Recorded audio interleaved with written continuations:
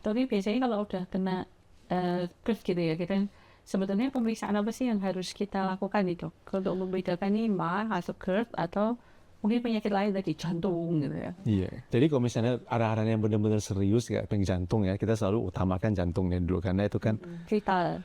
vital ya. Kalau GERD ya memang kita bilang troublesome, memang nggak enak, tapi nggak sampai bisa membahayakan bisa membahayakan kemudian hari misalnya, tapi nggak langsung.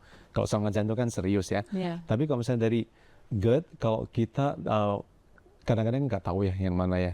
Dan pertama juga kita biasanya buat endoskopi.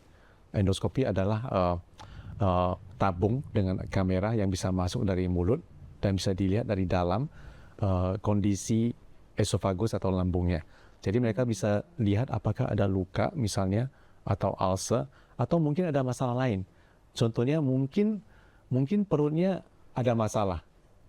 Mungkin ada blok di sini atau luka. Jadi perutnya nggak gitu karena masalah perutnya dan karena pergerakan yang nggak bagus, misalnya gara-gara itu asamnya lebih sering naik ke atas di sini esophagus ya. Atau mungkin masalahnya mungkin benar-benar ada masalah di esophagus bukan gara-gara asam.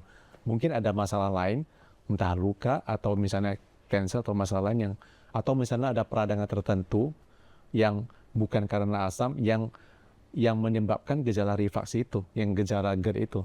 Jadi kadang-kadang kita mau buat endoskopi untuk melihat apakah ada peradangannya. Kemudian juga mau melihat derajat separah berapa derajat peradangannya. Ketiga juga kita mau lihat apakah sudah ada perubahan sel-selnya yang saya bilang tadi, yang sudah mutasi yang bisa menyebabkan misalnya kanker di kemudian hari. Karena ini sangat penting karena kalau misalnya ada kita akan perlu lebih rutin gitu untuk diperiksa. Sementara kalau yang nggak apa-apa misalnya kadang-kadang ya udah nggak ada masalah serius, makan obat udah cukup misalnya nggak perlu diperiksa kembali misalnya.